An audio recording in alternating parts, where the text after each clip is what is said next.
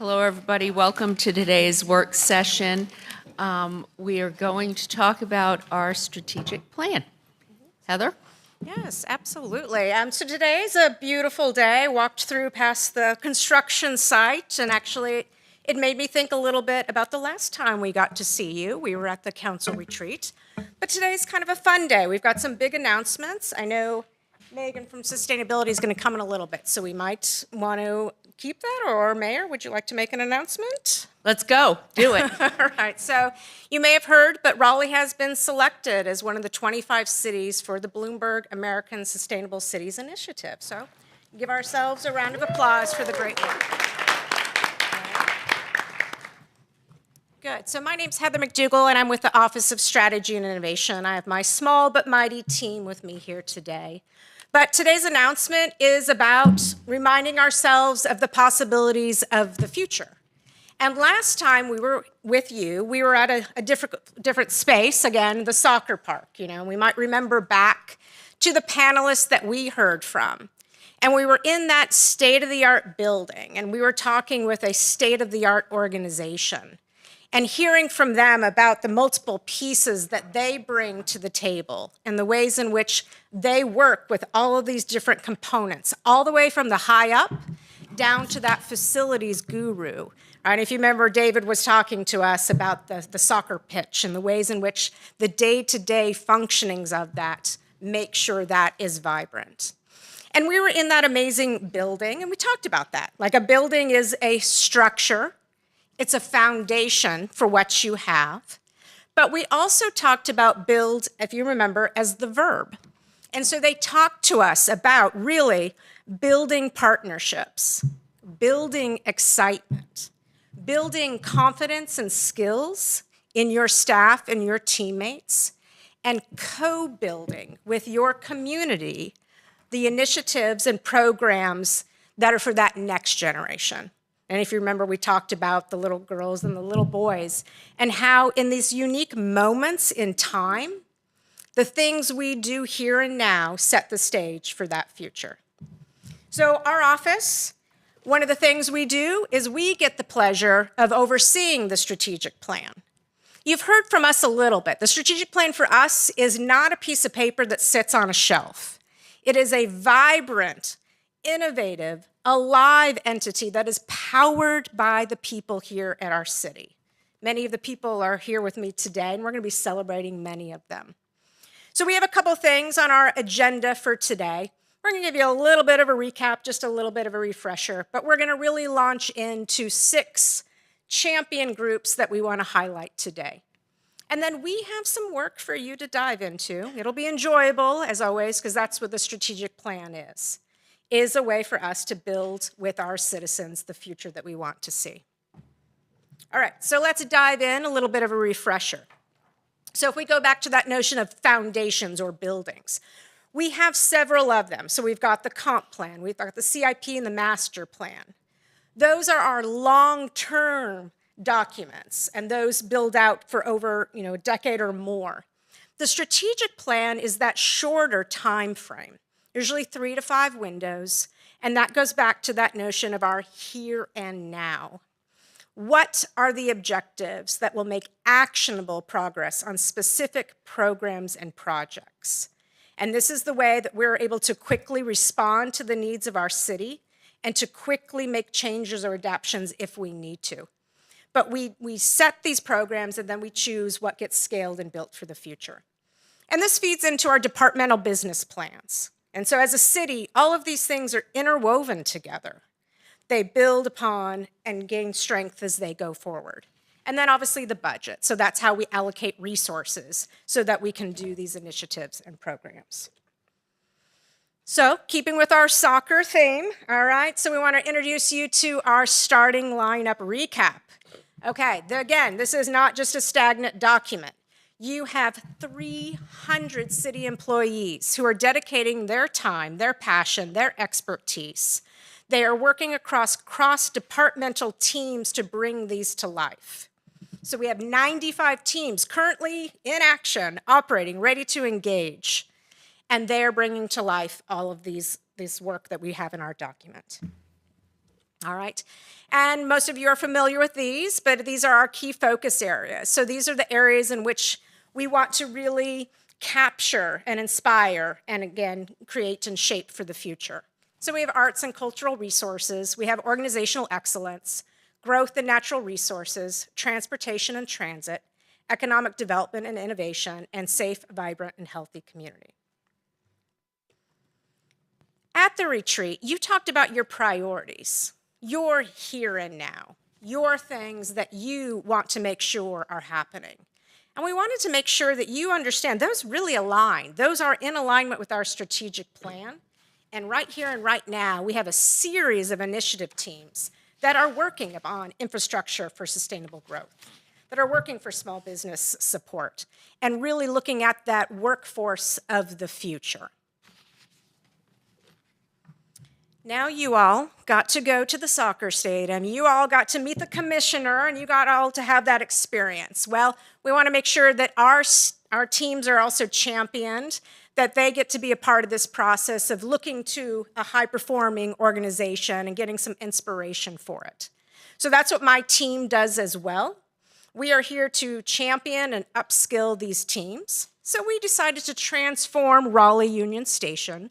We had a little soccer pitch out there, and we invited members from the strategic plan to come and hear from 2 professional soccer players to get some inspiration and to gain some insight, and not to lead to any fear of missing out, but here's a wonderful little recap video from our friends at RTN.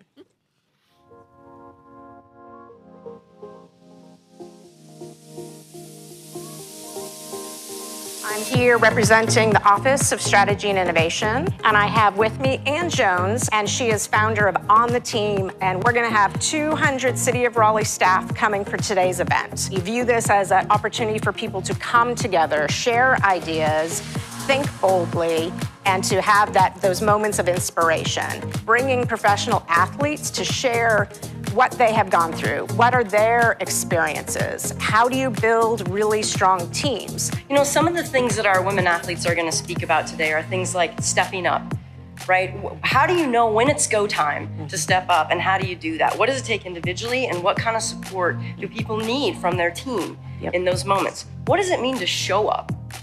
I've lived here for a long time. I've lived here for most of my life, and just seeing the amount of growth that has come in the city is really great to see, and it's very positive. So, to have the chance to be a part of that growth and to plan for future programs that are focused in environmental education is really great. I've had a very positive experience with the strategic planning process within OSI, and look forward to doing it as we roll out how we do strategic planning in the city of Raleigh. My experience has been great. I've been able to work with both coworkers and also others that have been in different departments and different divisions. So it's an awesome collaborative experience to work with others and also partner with organizations in Raleigh to get different programs out to teens and youth in the city. Most cities have a strategic plan that's a document, and they never really come back to it. But we approach it, again, as something that's living, breathing, that is an opportunity for us to have clarity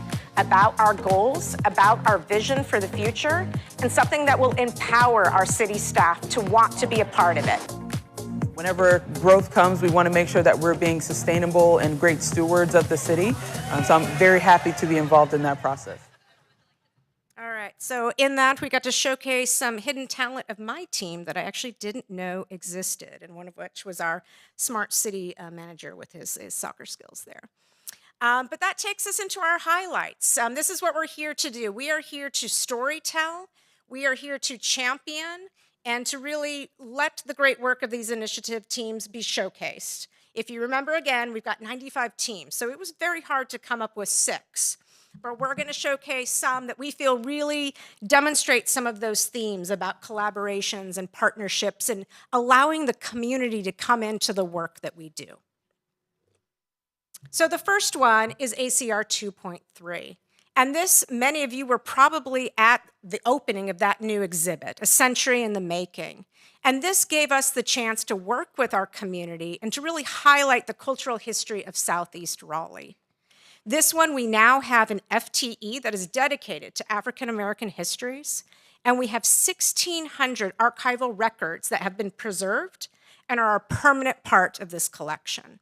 And this is something that's just the beginning. They're going to continue to build out the program, be able to storytell and celebrate the past, present, and the future. All right, and this is a team that's probably pretty familiar to many of you. I'm sure you've seen Mark up here many a time, showcasing really the ways in which we are bringing to small businesses the tools, the information that they need, and making it a one-stop shop. We shouldn't be having them search around to all these different websites to find it. So they have done tremendous work to really build out these toolkits.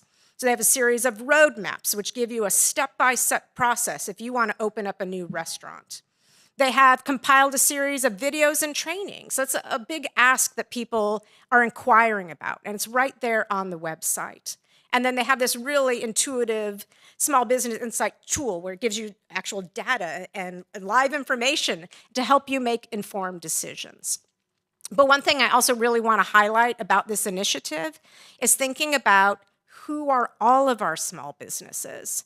And so they have translated most of these documents into Spanish, and those are accessible on the website. And they're going to continue to build out some of those accessibility components. All right, and the stream restoration plan. This is kind of a fun one. My daughter actually did a cleanup with her fellow 9-year-old friends 2 weekends ago. And she came back and I asked her, I said, what was your biggest takeaway? And she said, it was fun. I said, it was educational too, right? But for her, it was exciting. It was cool. It was like something that she went and she bragged to her friends about getting to do. These are the ways that we can tap into our community. So when we think about, again, sustainability, preserving for our future, we get to invite the community to be an active part of that. So this is what GNR 1.5 has done. They've been working on stabilization projects. They're developing out an actual stream restoration course with NC State. And they're actually also working on a new stream team for citizens with private property. And they can be a part of this as well. So really great work for that team. All right, and you all, your priorities were really about, are we tapping in to the talent pipelines, maybe those ones that we haven't really reached out to before. And so OE 3.2 is actively doing that. And so they are currently looking into a second chance hiring pilot, and they are currently working with Step Up Ministries for talent acquisition. And Step Up Ministries is a wonderful organization that works with 600 citizens to give them upskilling and career opportunities. So these are ways in which we're looking to the future and looking to bring in more highly talented people.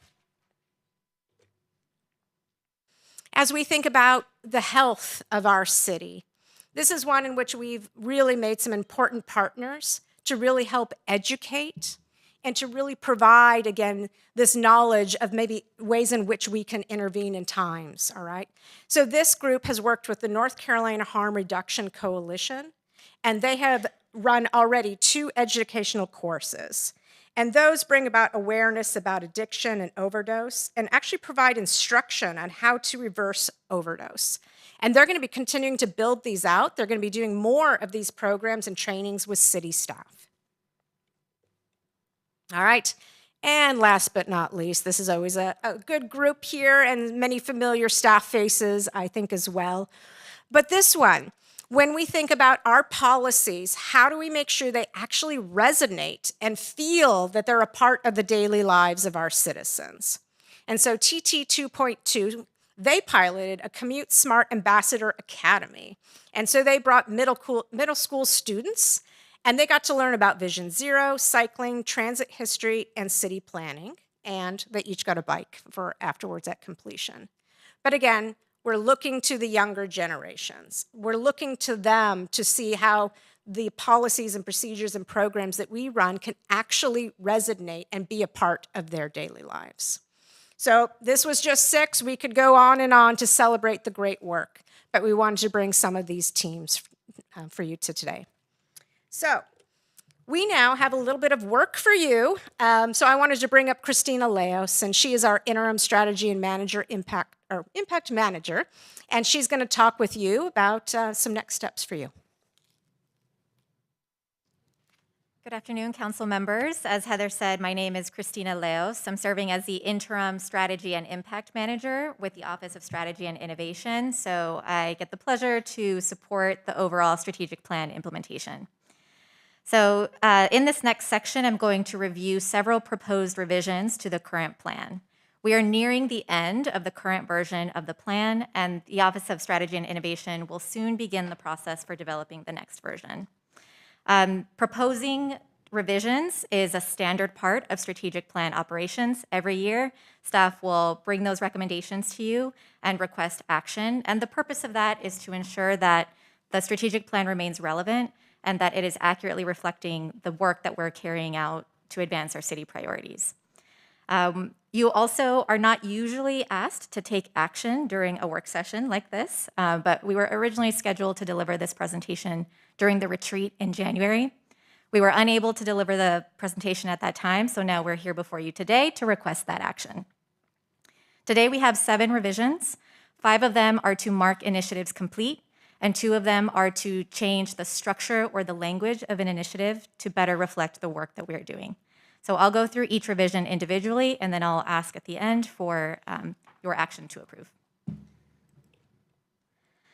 Okay, the first revision is within the Arts and Cultural Resources Key Focus Area. This initiative 2.2 is to cultivate projects and partnerships that foster collaboration and business support between the creative community, arts and cultural organizations, and local technology companies.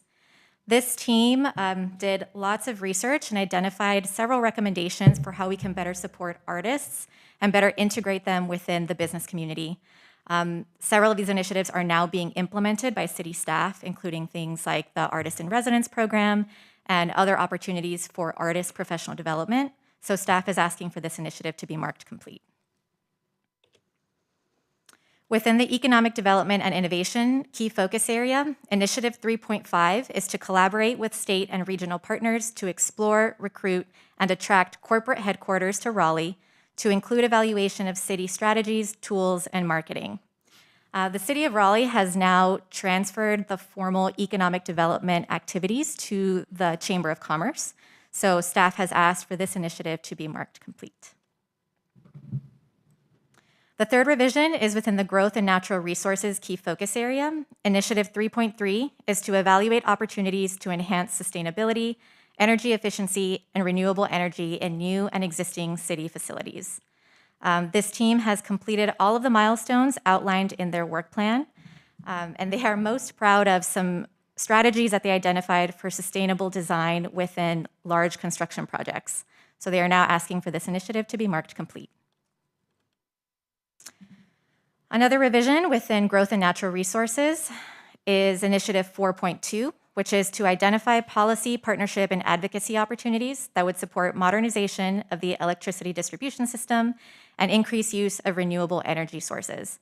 This team has completed all of their milestones. They have identified several partnerships and programs to support renewable energy, and much of this work is now being transferred into the Office of Sustainability's business plan. So they are also asking for this initiative to be marked complete. The fifth revision is within the Safe, Vibrant, and Healthy Community Key Focus Area. This is a request to change the language of the initiative. The original language is to strengthen homeless service resource center partnerships through a robust coordinated entry system to more rapidly deliver homelessness and eviction prevention, rehousing, emergency housing, and permanent housing assistance and services. They are asking for this initiative to be renamed to read to strengthen the homeless services response system through partnerships to prevent, divert, and end homelessness. The purpose for this is that the original language relies heavily on coordinated entry, which is under the purview of the county. So renaming it will actually give us more flexibility to carry out work ourselves. The next revision is also under Safe, Vibrant, and Healthy Community. This is actually merging 2 initiatives, one within the Safe, Vibrant, Healthy Community, one within the Transportation and Transit Key Focus Area. I won't read the 2, but I will read the new proposed language.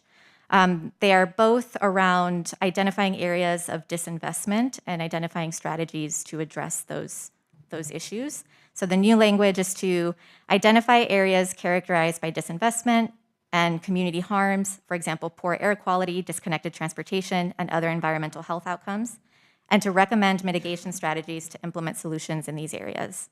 The purpose here is to combine work that is aligned to reduce duplicate efforts across various staff teams, and then ultimately to just work in a more collaborative manner to address this very important issue area. And the final revision is also with Safe, Vibrant, and Healthy Community. This initiative 5.1 is to implement and support the Police Advisory Board, a diverse and representative body of community members, which aims to build public trust through the review of departmental policies and procedures and serves as liaisons in community engagement efforts. The Police Advisory Board has now been created, so staff is asking for this initiative to be marked complete. So that concludes the 7 proposed revisions for the current strategic plan, and our recommended action is for council to adopt these revisions.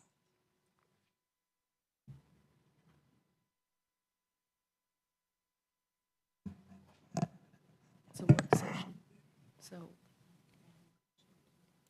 Yeah, I don't have any questions. I think you've addressed how each item has been addressed and what we're working towards. I think the key thing about the strategic plan is to work to put something in place. And once we put that in place, then I can see why we do. Let's mark it complete and then move on to the next major item that we need to address. So at the appropriate time, I'll make a motion to move forward and approve. well, today is a work session, so we usually don't take action in work sessions.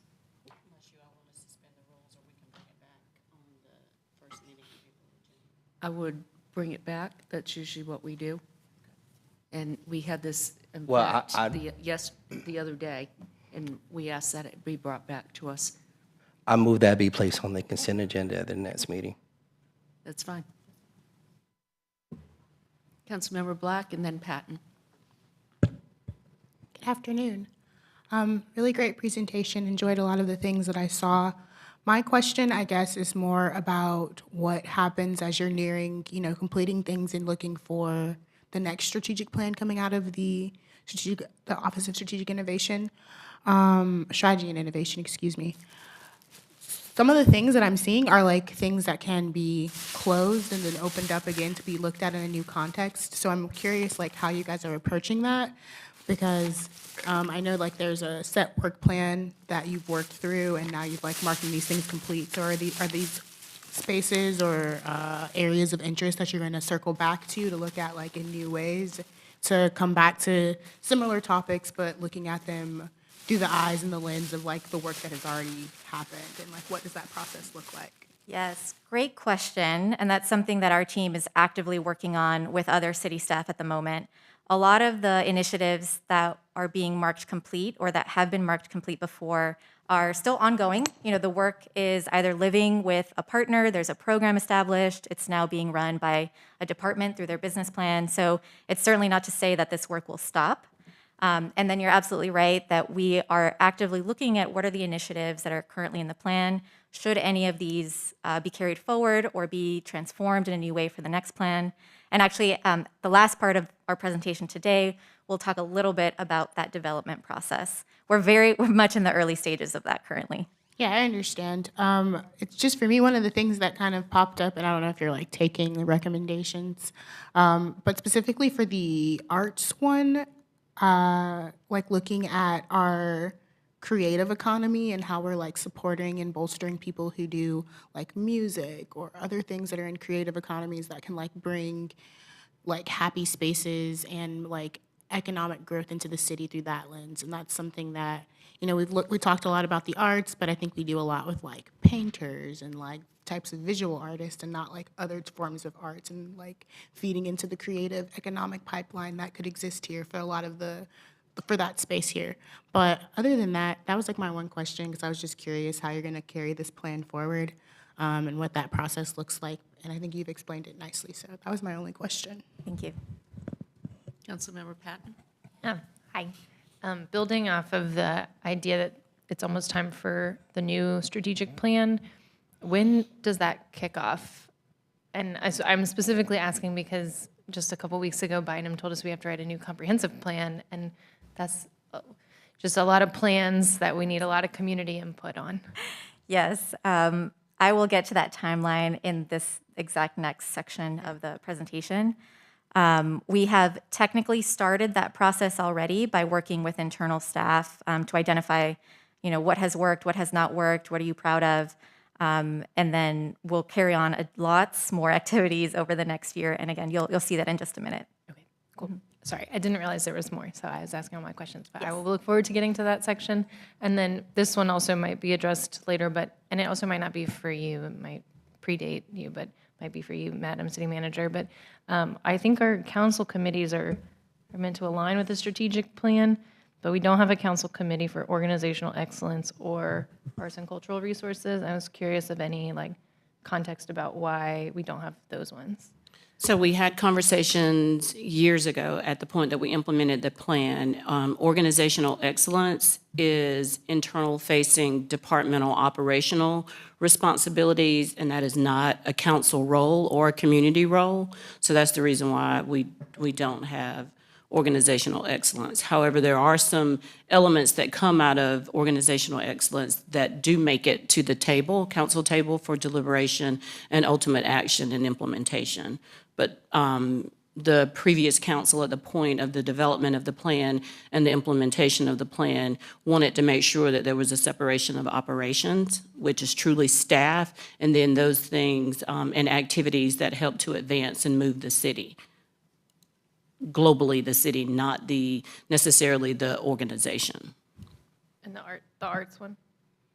Arts and cultural resources, because that is pretty much addressed in each of the other key focus areas.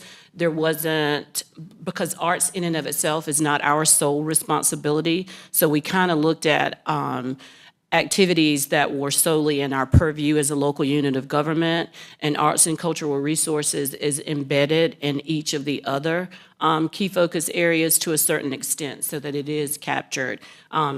Arts and cultural resources was one of my KFAs, and we worked really hard to make sure that there is a level of intentionality. And before we actually had an office, the strategy and innovation, we were intent on making sure that there was a degree of innovation captured in each of the key focus areas as well.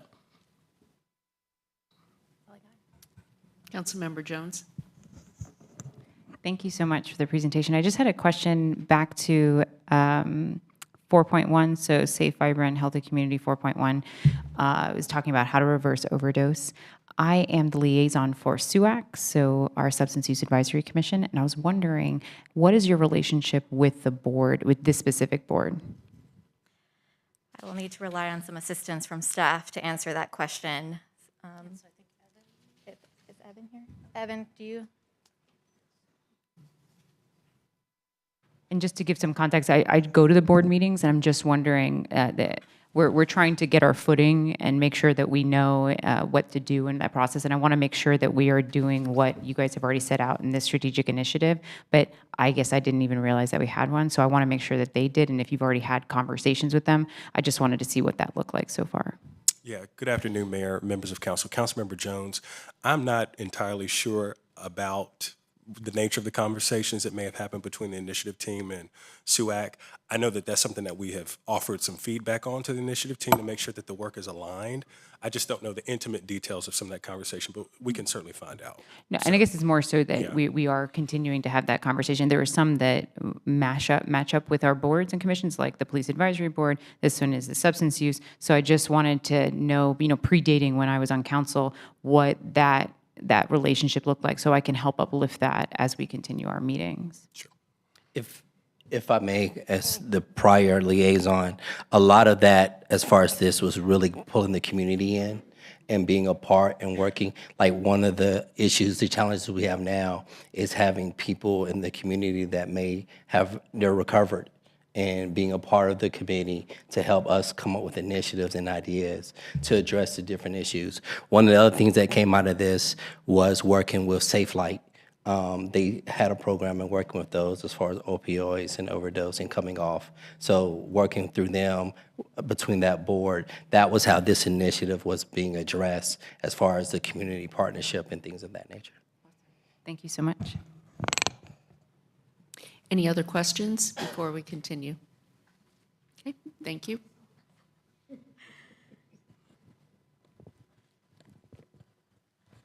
I'm short. Okay, I think this will work. Great, so I know we're bringing this back to a meeting where you all can take action, so I'll go ahead and move on to the next segment of the presentation today. So we are, as I mentioned just a moment ago, at the very beginning stages of developing the next strategic plan. And we want to give you a preview of the work that will be unfolding over the next several months and how you all will be involved in that. So our first milestone, continuing on the soccer theme that you've seen in our presentation today, is to host our staff spring training. And this is a series of workshops hosted by our office in collaboration with HR, designed to increase skills in innovation, leadership, and process improvement for staff who are carrying out our strategic plan work. The video you saw earlier today was the recap of our launch of this Spring Forward training series, and we're smack dab in the middle of that right now. Our second milestone is hopefully you all adopting the proposed revisions to the strategic plan. So you all heard what those revisions are, and then once you all authorize that approval, we can move forward and make those changes officially to our plan. Later this year, staff will present recommendations on key focus areas and policy objectives to include in the next iteration of the strategic plan.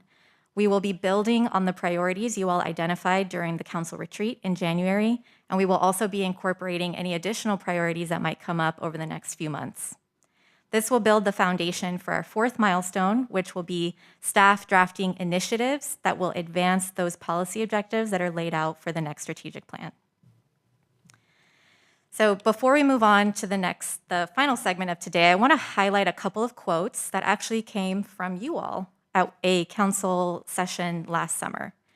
Keep people at the center. Find unique solutions, find commonalities, find a holistic solution. These are words that came from you all, but that are also very much top of mind for us as we move forward in this development process. We strive for many of the same things here. I also want to highlight that you have heard us say the strategic plan is not just a guiding document for the city of Raleigh. It is a framework that unites more than 300 staff members to work together as we carry out work that advances the city's priorities. So we are doing the very best we can to set our staff up for success and actually achieving that impact. So to do that, our office is using 3 guiding principles to inform this development process. We want Strategic Plan 3.0 to be agile, action-oriented, and inspirational. By agile, we want to be responsive to the rapidly changing needs of our community. We want staff to have the skills and the resources that they need to pivot, if necessary, and to respond effectively to change as it's happening. We want this plan to be more than just words on paper. We want to allow staff to take effective action towards these goals. And finally, we want to be able to tap into the passions and expertise of all of our staff members, unlocking a sense of ownership and mastery as they carry out the strategic plan work. So together, these 3 guiding principles will shape all of the processes that we embark on over the next few months. You saw we're at the very beginning of the process. We have a lot of work to do, but this is what's guiding us during that. So with that, we hope you are excited to embark on this journey with us, and we are happy to answer any questions that you might have for us. Thank you. Any questions? I love the soccer analogies. It's really good. No questions, so. Great. Well, we thank you, and we thank you for all the great work that you do. And we thank the teams here for all of their work. Yes, thank you.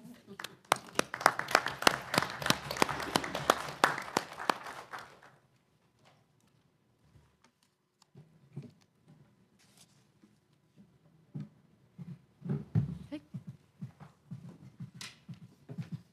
Any other additional presentations? I see that Megan is here. I would like for you to talk a little bit about the Bloomberg thing, because this is really a big win for us. Absolutely. And again, we want to really iterate the strong programs that allowed us to have this opportunity.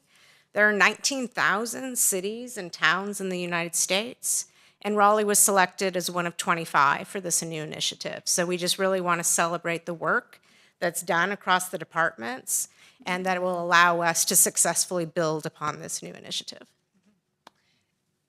Yeah, we're just really, really, really, really excited. A big honor and a lot more for us to learn. I know it's been a long time coming, and there's a lot more details that we aren't sure of yet, but we really do want to build on a lot of the pilots and a lot of the leadership that we've gotten from council over the last several years, our community climate action plan, a lot of the equity work we're doing as well. So the program's all about closing the racial wealth gap and climate change. And so if we're thinking about things that we're doing now around piloting and working on affordable housing, making it more affordable, not just having the building, but also is it mitigated for heat and flooding? Is it energy efficient? Does it have an opportunity for solar? What other sustainability features can we look at for that?